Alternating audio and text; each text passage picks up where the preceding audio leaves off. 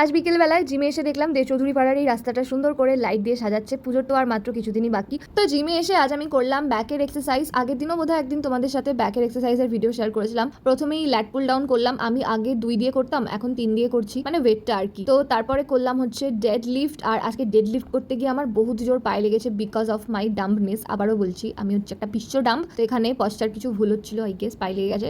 Dead লিফটের পর করলাম বারবেল রো। পেছনে আমার ক্যামেরাম্যান ভিডিও করে দিচ্ছিল। তো এই এক্সারসাইজটা আমি ওয়েট ছাড়া করছিলাম, কারণ এই বারবেলটা ভীষণ ভারী, ওয়েট দিয়ে আমি তুলতে পারছিলাম না। বারবেল রো এর পর সিটেড রো করলাম। সিটেড রোতে আমার একটুখানি ভুল হচ্ছিল, অ্যাকচুয়ালি আমাকে সামনে এগিয়ে আসতে হতো, যেটা আমি করছিলাম না।